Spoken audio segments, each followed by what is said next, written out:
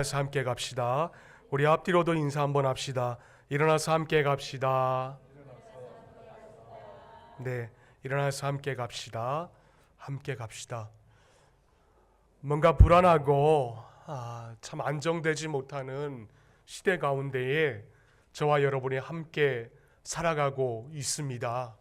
그러나 오늘 이 말씀이 우리의 삶이 뭔가 불안하고 안정되지 못하는 시대의 삶을 살고 있다 할지라도 오늘 이 말씀이 저와 여러분에게 실질적으로 적용될 수 있는 말씀이 되었으면 참 좋겠습니다. 여러분, 하나님은 실제적인 하나님이세요.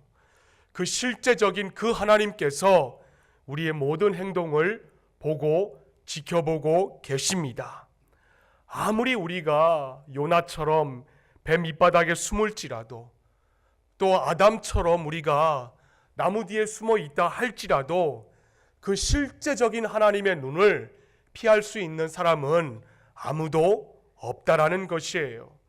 그래서 실제적인 그 하나님 앞에 우리 모든 지체들이 정직하게 설 수 있는 저와 여러분이 되었으면 참 좋겠습니다. 여러분, 요즘 젊은이들이 쓰는 말 가운데에 무늬만 수박이라는 말이 있습니다. 무늬만 수박. 안의 내용은 전혀 다른 것이 들어있는데 겉의 모양만 줄이 그어져 있는 수박이다라는 것이지요. 소위 짝퉁이라는 것입니다. 가짜라는 거예요. 그런데요, 이것은 저와 여러분의 신앙생활에도 동일하게 적용이 될 때가 참 많이 있습니다. 무늬만 그리스도인인 분들이 많이 있다라는 거예요. 오늘 하나님께서는 이러한 매너리즘을 극복하게 하시고 참 진짜 그리스도인답게 살아가기 위하여서 저나 여러분의 신앙을 말씀으로 평가하시고 계세요. 그래서 이 짧은 설교 한 편을 통하여서 그냥 듣지만 마시고 저와 여러분의 삶에 거룩한 평가를 내릴 수 있기를 기대합니다. 그래서 삶의 모습이 조금이라도 변화될 수 있는 우리 모든 고아중앙 공동체 지체들이 될 수 있기를 주님의 이름으로 축원을 드립니다. 자, 본문을 한번 이제 봅시다. 오늘 본문 우리가 요한계시록 3장 14절부터 22절까지의 말씀을 우리가 함께 살펴보았습니다.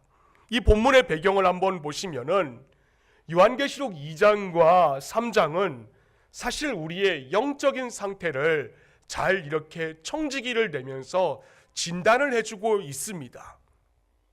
신구약 성경 66권 가운데에 이마만큼 신자의 영적인 상태를 잘 진단하는 본문은 없을 거다. 저는 그렇게 생각을 가지고 있어요. 거기 보면은 주후 1세기 당시에 그 소아시아 7교회에 대한 편지가 나옵니다. 그것은 예수님께서 사도 요한을 통하여서 당시 교회들에게 주신 말씀이에요. 여러분, 7은 완전수입니다. 꼭 카운트해가지고 7교회만 의미하는 것이 아니다라고 제가 말씀드렸어요. 이 7이라는 숫자는 모든 것을 총망라하는 대표성의 의미가 있습니다. 그러니까 이 소아시아의 7교회는 당시에 실제하던 그 7교회만 가리킬 것이 아니다라는 것입니다. 모든 시대에 모든 교회와 또 모든 성도들을 대표하는 거예요. 이 7교회의 모습을 통하여서 오늘 우리는 우리 고아중앙교회와 또 우리들의 모습을 한번 살펴보게 됩니다. 자, 먼저 라오디게아 도시. 이 라오디게아 소아시아는 현재의 그 터키 남서쪽에 위치한 지도입니다. 1세기 당시 라오디게아는 교통의 요지였어요. 그리고 상공업의 중심지였습니다. 특히 이 본문에 나타나고 있는 이 라오디게아 도시는 3대 산업이 발전이 되었는데 먼저는 금융업과 또 두 번째는 양모업과 그리고 세 번째로는 이 의약업이 굉장히 발달한 도시가 이 라오디게아 도시였어요. 그리고 북쪽으로 7km 지점으로 이렇게 올라가 보면은 히에라볼리라는 그 온천이 있었습니다. 그 온천지대가 있는 곳으로 유명한 곳이 바로 라오디게아 도시였습니다. 사진에 보듯이 저 라오디게아 도시는 히에라볼리라는 그 온천지대에서 내려오는 그 노천탕으로 유명한 곳이었어요. 곳곳에 물이 저렇게 고여 있는데요, 라오디게아 도시에는 물이 없습니다. 그러니까 물이 없다 보니까는 라오디게아 도시의 그 사람들이 땅 위에다가 수로를 만들었어요. 그래서 수로를 만들어서 그 온천물이 라오디게아 도시까지 유입이 되게 만들었습니다. 그런데요, 그 히에라볼리라는 온천수에는 라오디게아 도시에까지 약 수로의 길이가 7km 정도 되었다 그래요. 그러니까 처음에는 굉장히 그 온천수의 뜨거운 물이 그 7km 지상 위에 있는 그 수로를 통하여서 조금씩 식어졌다 보니까는 나중에는 사람이 마실 수 없을 식수의 온도가 되고 말았다라는 것이에요. 그 온도가 어떻습니까? 차지도 않고 뜨겁지도 않는 미지근한 온천수였다라는 것이에요. 또 반면에 라오디게아 도시는 아주 굉장히 풍요로운 곳이었습니다. 그런데 옛날이나 지금이나 물질적으로 풍요로워요. 저 사진에 보면은 저 길이 바로 수로입니다. 그런데 저 수로에 물이 라오디게아 성으로 들어가는 거예요. 그런데 그 라오디게아 도시에 물질적으로 저렇게 풍요롭다 보니까는 이 라오디게아 교회가 육신의 향락에 빠지기 쉬운 것입니다. 그것도 그랬어요. 라오디게아 교회 성도들이 안타깝게도 그만 그런 도시의 분위기에 휩쓸려 버리고 말았습니다. 교회가 세상 속에 들어가서 오히려 세상의 빛과 소금의 사명을 감당함으로 세상의 사람들을 변질시켜야 되는데, 세상의 사람들에게 오히려 교회가 역공격을 당하여서 세상의 모습을 그대로 교회가 띄고 말았다라는 것입니다. 물질적으로 풍요로웠어요. 육신적으로도 아주 살만했습니다. 하지만 영적으로는 완전히 건강하지 못하고 완전히 병들어 있는 상태가 바로 오늘 라오디게아 교회의 현 주소였다라는 것이에요. 왜 그럴까요? 제가 오늘 본문을 가지고 묵상을 많이 하였습니다. 왜 교회가 세상에 들어가서 세상의 문화에 이겨내야 되는데 왜 이기지 못하고 세상의 문화에 변질되고 말았을까요? 생각할수록 참 안타까운 모습이죠. 우리네 사람은 참 이상합니다. 여러분, 저나 여러분이나 아마도 지금까지 삶을 살아오시는 동안 분명 어려울 때가 있었을 것이에요. 이 가운데 계신 분들 가운데 내 삶을 수기한다면은 장편 소설이 아니라고 얘기하실 분이 누가 감히 있겠습니까? 그런데 그 고단한 삶 가운데 어떤 분은 정말로 마지막 희망을 가지고 내 자녀 살려달라고 메어 달린 분도 있었을 것이고, 내 건강을 하나님께 회복시켜 달라고 메어 달리신 분도 있었을 터인데, 그런데 저와 여러분은 지금의 모습은 어떻느냐라는 것이에요. 언제부턴가 우리에게 그 간절함이 사라졌습니다. 오늘 본문의 이 라오디게아 교회처럼 좀 풍요롭고 좀 뭔가 이루어졌다라고 생각하면 그때부터 교만해지고 하나님의 은혜는 잊어버린 채 하나님과의 관계가 점점 더 요원해지는 것을 우리가 볼 수가 있습니다. 그래서 영국의 토마스 칼라일이라는 사람이 있어요. 그자는 영국에 있어서 아주 유명한 역사학자이자 평론가였는데 그가 이렇게 말을 하였습니다. 역경을 견뎌내는 사람은 100명이라면은 번영을 견뎌내는 사람은 1명에 불과하다. 정말 이 사람의 말처럼 개인을 봐도 그런 것 같아요. 그리고 사회를 봐도 그렇고 우리 한국 사회를 바라봐도 정말로 그런 것 같습니다. 오히려 고난과 역경 중에는 우리가 믿음을 잘 지키고 신앙을 잘 지켜나가도 좀 풍요로워지고 좀 살만하고 좀 가게가 일어날만 하면은 하나님을 멀리하고 하나님을 배반하고 타락하는 경우가 너무나도 많이 발견된다라는 것이에요. 때문에 우리는 풍요로운 시대를 살아갈수록 우리의 신앙이 변질되고 타락하지 않도록 우리는 더욱더 조심해야 할 것입니다. 오늘 본문의 예수님은 바로 그러한 신적인 통찰력으로 오늘 라오디게아 교회에다가 영적인 청지기를 갖다 대고 계세요. 15절 말씀 우리 한번 읽어보겠습니다. 시작.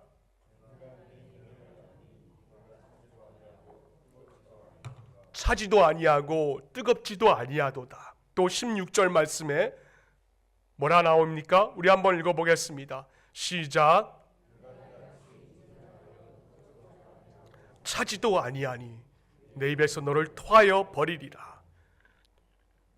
미지근하여 뜨겁지도 아니하고 차지도 아니하니, 마치 라오디게아가 식어진 그 7km의 그 수로를 통하여서 차지도 아니하고 뜨겁지도 아니하고 사람이 마실 수 없는 온도를 가지고 있는 온천수와 같다. 주님은 지금 그걸 말씀하고 있는 거예요. 여러분, 저 말씀에서 차갑다라는 거는 아예 예수님을 믿지 않고 예수님을 부정하는 불신의 상태를 가리킵니다. 그리고 뜨겁다라는 거는 예수님을 철저히 믿는 신자의 정체성을 가지고 있는 자를 가리키고 있어요.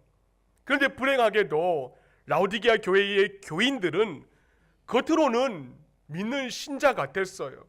겉으로는 예수 믿는 자들 같았습니다. 그런데 실제로는 불신자와 같은 상태였다라는 것입니다. 그런데요, 이런 사람들에게는 두 가지 특징이 나옵니다. 그게 뭐냐면은, 한 가지는 가면놀이 하는 거예요. 가면놀이. 이게 무슨 말인가? 교회 안에서는 교인입니다. 교회 안에서는 교인인데 교회 문밖을 한 걸음이라도 빠져나간다면은 그때부터는 교인이 아니라는 거예요. 교회 안에서만 교인이라는 것입니다.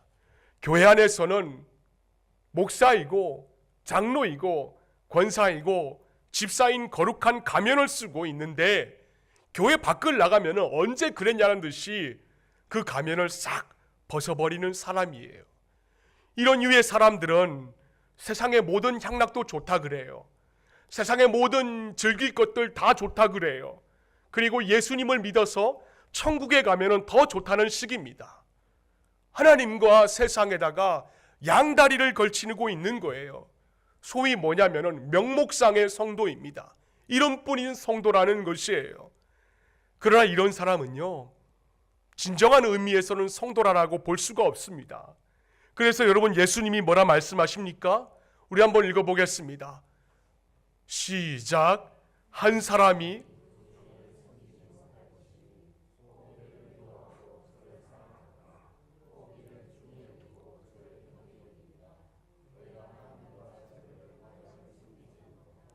아멘입니다. 여러분, 저 말씀이 무슨 말씀입니까? 저 마태복음 6장 24절은 마태복음 5장부터 쭉 내려져 오는 내용입니다. 그렇다면 저 말씀을 듣는 자들은 누구인가? 제자들이에요. 제자들. 여러분 잘 알고 계시지요? 그 제자들이 제자화되기 위하여서 어떠한 대가를 치렀는지 마태복음 4장 18절부터 22절까지의 말씀해 보시면 이렇게 기록이 되어 있습니다. 제자가 되기 위해서 어떤 대가를 치렀는가? 갈릴리 해변에 다니시다가 두 형제, 곧 베드로라 하는 시몬과 그의 형제 안드레가 바다에 금을 던지는 것을 보시니 그들은 어부라 말씀하시되 나를 따라오라 내가 너희를 사람을 낚는 어부가 되게 하리라 하시니 그들이 곧 그물을 버려두고 예수를 따르니라 라고 하였습니다. 저들은 예수님을 사랑하시는 자들이었어요. 그래서 예수님께서 이들에게 나를 따라오너라 컬링을 하실 때에 저들은 예수님이 너무나도 소중하여서 베드로와 안드레는 자신의 생계수단이라고 할 수 있는 그물을 버려버리고 말았습니다. 그리고요, 야고보와 요한은요, 어부에게 자신의 전부라고 할 수 있는 배까지 전부 다 버려버리고 아버지만을 또 뒤로 하고 예수님을 쫓아갔던 자들이에요. 그런데 이런 사람들에게 왜 예수님은 한 사람이 두 주인을 섬길 수 없다라고 하시는가요? 그것은 이들이 예수님을 사랑한다고 하면서도 행위로는 보여주었지만 그들의 마음속 중심에는 하나님의 아들 메시아로 바라보지 아니하고 자신의 야욕을 챙겨줄 예수님으로 바라보았기 때문에 그렇습니다. 여러분, 그렇다면 이러한 마음이 12명의 지체 가운데 비단 그 4명의 제자들에게만 적용이 되는 겁니까? 아니에요. 4명의 사람들 뿐만이 아니라 12명 모두가 다 이러한 마음을 가지고 있었습니다. 우리 한번 읽어보겠습니다. 마태복음 19장 27절 말씀은 베드로가 이렇게 고백을 하고 있어요. 다 같이 읽어보겠습니다. 시작. 우리가 모든 것을 버리고 주를 따라 싸운데 그런즉 우리가 무엇을 얻으리까? 지금 베드로가 뭐라고 얘기를 하는 거냐면요, 예수님이 지금 공회에 가서 죽기를 지금 기다리고 있는데 그 예수님에게 나는 당신을 위하여서 배 버리고 금을 버리고 지금까지 쫓아왔습니다. 나는 시간 버리고 나는 모든 것 다 뒤로 한 채 지금까지 직업 팽개치고 당신 쫓아왔습니다. 근데 당신 나에게 뭐 해줬습니까? 그걸 묻고 있는 거예요. 겉으로는 주님을 하나님의 아들 메시아로 보지만 속으로는 자신의 것을 채워줄 예수로 바라보는 것입니다. 이게 뭡니까? 가면놀이에요. 가면놀이. 이게 명목상 그리스도인들에게 나타나는 모습입니다. 두 번째로 명목상의 그리스도인들에게 나타나는 모습이 무엇인가? 영적 무지와 교만이에요. 제가 사역을 하면서 참 안타까운 것이 있습니다. 그게 뭐냐면은 자기가 자기 스스로 생각할 때에 나는 신앙생활 잘하고 있어 라고 생각하시는 분들이 참 안타까워요. 그래서 이런 분들은 자신의 기준으로 자신만을 바라보는 게 아니라 남을 저울질을 합니다. 나는 이거 하는데 너는 왜 이거 못하냐? 나는 예배 이렇게 잘 드리고 있는데 너는 왜 예배를 주일날만 나오냐? 이렇게 판단을 합니다. 여러분, 이거는요 교만한 자의 모습이에요. 무지한 자의 모습입니다. 여러분, 누가 그랬습니까? 오늘 본문의 라오디게아 교인들이 그랬어요. 우리 한번 읽어볼까요? 시작. 내가 말하기를 나는 부자라 부요하여 부족한 것이 없다 하나 내 곤고한 것과 가련한 것과 가난한 것과 눈먼 것과 벌거벗은 것을 알지 못하는도다. 여러분, 생각해 보세요. 실상은 영적으로 완전히 피폐해지고 엉망입니다. 그런데 신앙생활 잘하고 있는 것처럼 착각하고 있으니까 이런 사람들을 가리켜서 주님이 뭐라고 말씀하시는가? 우리 한번 읽어보겠습니다. 요한복음 시작. 맹인이 되었더라면 죄가 없으려니와 본다고 하니 너희 죄가 그대로 있느니라. 그러니까 뭐예요? 자기 자신을 바라보지 아니하고 남과 자꾸만 비교하고 판단하려고 하는 자는 맹인이라는 것입니다. 맹인이라는 거예요. 이 말씀 지금 예수님께서 바리새인들에게 하시는 말씀입니다. 저는 사실 요즘에 예전과 같이 바리새인들이라도 필요한 시대라고 생각을 해요. 엄격하게 신앙생활 할 자들이 이 시대에 필요하다라고 생각하는 목사입니다. 하지만 당시 바리새인들은요 내용이 없이 겉에 드러나는 것만이 있었어요. 사람들에게 보이기 위하여 공회에 나가서 소리를 지르고 기도를 하고 금식하는 것을 티내기 위하여서 사람이 많이 다니는 곳에 가서 그 거적으로 깔고서 며칠씩 지저분하게 금식을 하는 자들이 바로 바리새인들의 모습이었습니다. 근데 그 자들의 대표적인 생각이 있는데 그 생각이 무언가? 우리 한번 읽어보겠습니다. 시작. 서서 따로 기도하여 이르되 하나님이여 나는 다른 사람들 곧 토색, 불의, 간음을 하는 자들과 같지 아니하고 이 세리와도 같지 아니함을 감사하나이다. 하나님이여 나는 다른 사람들, 늘 이렇게 비교를 해요. 자신의 죄가 없고 하나님 앞에 자신은 올바른 신앙생활을 하고 있다라고 신실하다고 그렇게 생각을 합니다. 그래서 주님은 이런 자들을 향하여서 죄가 없다라고 말씀하지 아니하시고 죄가 있다라고 그렇게 경고하시고 계시는 거예요. 그래서 이러한 사람들을 향하여서 책망과 경고를 하시는데 오늘 15절의 말씀입니다. 우리 다 함께 읽어보겠습니다. 시작. 내 행위를 아노니 내가 차지도 아니하고 뜨겁지도 아니하도다. 내가 차든지 뜨겁든지 하기를 원하노라. 그 다음에 경고입니다. 우리 다 함께 읽어보겠습니다. 시작. 내가 이같이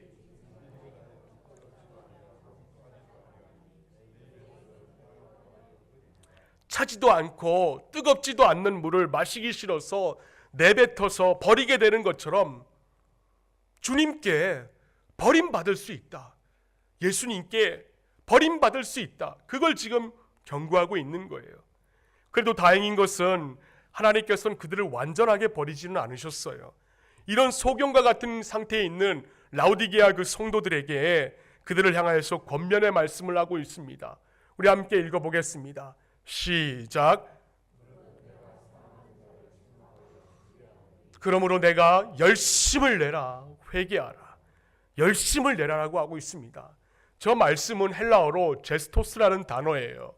저 제스토스라는 단어는 회개하고 뜨거운 신앙 생태를 가지라라는 말씀입니다. 지금까지 라오디게아 교인들의 상태에 대해서 주님은 진단을 하시는데 영적으로만 소경이고 무늬만 그리스도인이다 라고 하는데, 이거는 그 정체성에서 벗어나기 위한 방법을 제시해주고 있는 거예요. 열심을 내라, 회개하라, 이겨내라. 그러면 그 방법이 무언가 두 가지입니다. 적용이에요. 먼저는 뭐냐면은 여러분 예수 믿는 자로서의 정체성을 분명히 가져야 하는 것입니다. 그리고 두 번째로 적용할 점은 썬데이 크리스찬이 되어서는 결단코 안 된다라는 것이에요. 자, 첫 번째, 우리가 라오디게아 교인들의 그 정체성에 빠지지 않기 위해서는 분명하고도 확고한 신앙을 유지해야 됩니다. 우리 다 함께 읽어보겠습니다. 시작.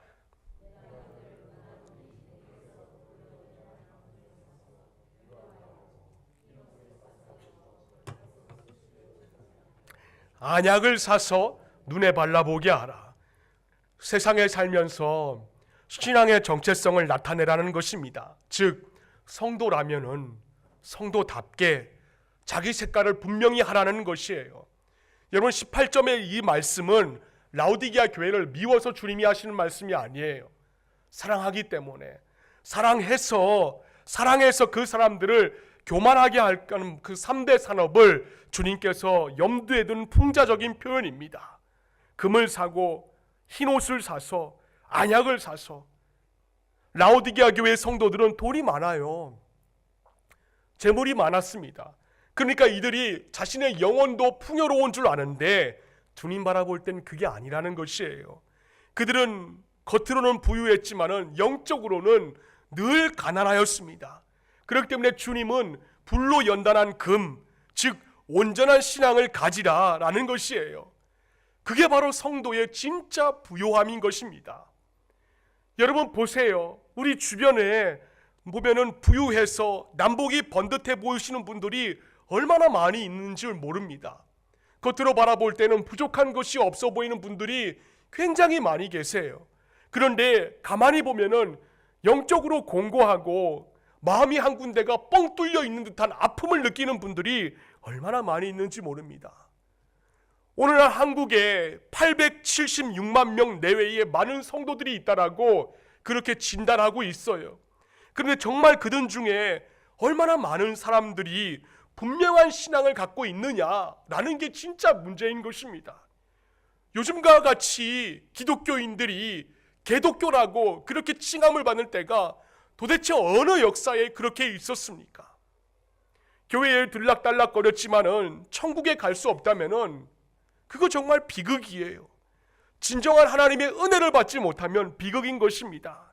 때문에 회개하고 결단하고 우리가 정말로 예수 믿는 사람이라면은 예수 믿는 사람답게 삶을 살아야 하는 것이에요. 여러분 복음이라는 거는요 교양이 아닙니다. 설교라는 거는요 무슨 교양 강좌가 아니에요. 교양 과목이 아닙니다. 천국이냐 지옥이냐 하나님의 은혜냐 아니면 저주냐 그걸 갈라놓는 기준이 바로 복음이에요. 제가 이 말씀을 여러분들에게 어떻게 드릴 수가 있겠어요? 구약 이스라엘은 하나님의 선택받은 백성들이라는 그 타이틀은 가지고 있었습니다. 하지만 그들은 하나님을 배반하고 우상신을 섬기고 세상 욕심에 젖어들었던 자들이었어요. 그들의 모든 불행의 원인이 바로 거기에 있었습니다. 그래서 엘리야 선지자가 갈멜산에서 그 이스라엘 백성들을 불러 모아놓고 신앙의 결단을 촉구하였어요. 뭐라고 하였습니까? 우리 한번 읽어볼까요? 시작.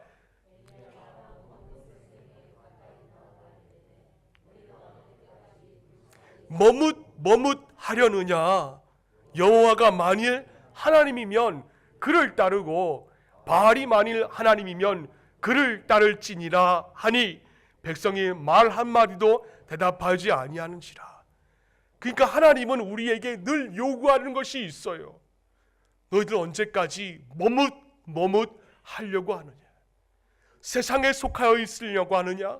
하나님께 속하여 있으려고 하느냐? 하나님이 바라보실 때는 양다리 걸치기 신앙은 절대로 안 된다라는 것입니다.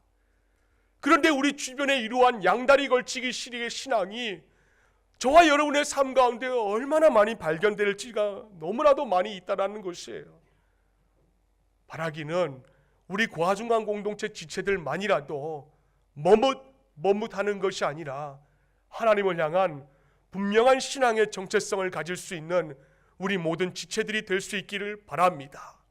자, 두 번째 적용은 주님과 깊은 교제를 나눔으로 인하여서 열심을 내야 돼요.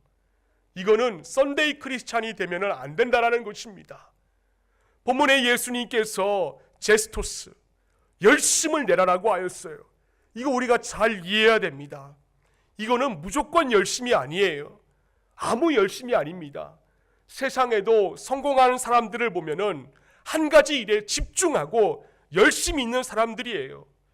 예수님이 열심을 내라는 것, 이게 무엇인가?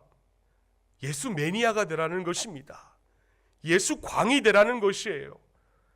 어떤 분들은 교회에 너무 빠지지 말라, 교회에 너무 미쳐있지 말라라고 합니다. 근데 그거는 나쁜 데 빠져서 그렇지, 여러분 좋은 데는요 빠져야 되는 것이에요. 여러분 수영할 때 물에 빠지지 않는 사람은 평생 그 사람은 수영을 못합니다.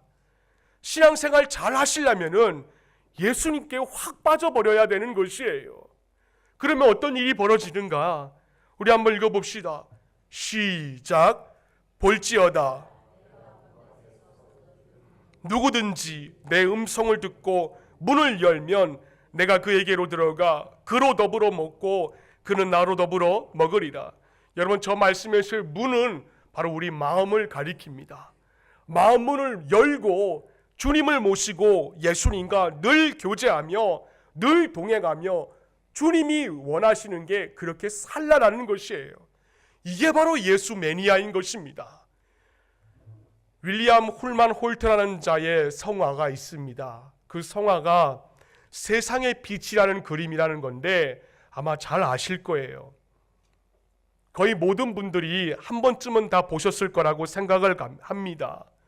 그 외에 예수님이 문 밖에서 등불을 들고 있어요. 등불을 들고 있고 그리고 한 손으로는 문을 두드리고 계시는 그림이 바로 윌리엄 홀만 헌트라는 자가 그린 세상의 빛이라는 그림입니다. 그런데 그 그림을 가만히 보시면은 그 문 주변에 담쟁이 넝쿨이 굉장히 많이 있고 잡초들이 무성한 것을 우리가 기억을 할 수가 있어요. 그건 바로 우리 사람의 마음이 그만큼 완악하고 죄성을 가리키고 있다는 것입니다. 그런데요, 잘 아시다시피 여러분 그 문에는 문고리가 없어요. 무슨 말이냐면은 예수님은 강제로 요구하지 않는다라는 것입니다.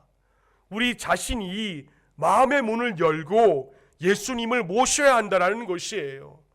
나 자신이 예수님께 다가가고 내 자신이 예수님을 따르는 그 열심이 우리에게 있어야 한다라는 것입니다. 아무리 상황이 어렵고 아무리 환경이 어려워도 그 상황과 환경을 이겨내는 자만이 예수님을 삶 가운데 모실 수가 있다라는 것이에요. 여러분 우리 2018년도에는 우리 결단 하나 합시다. 뒤로 물러가지 마세요. 뒤로 물러가지 마시기를 바랍니다. 침륜하는 자가 되어서 여러분 영적인 늪에 빠지지 않으시기를 바랍니다. 그래서 장차 하나님의 보좌에서 함께 앉아 있는 저나 여러분의 모습이 되었으면 참 좋겠습니다. 오늘 이 마음의 각오를 가지고 한 주간 살아가실 때에 여러분의 삶 속에서 믿음으로 버텨낼 수 있기를 주님의 이름으로 축원을 드립니다. 기도하겠습니다.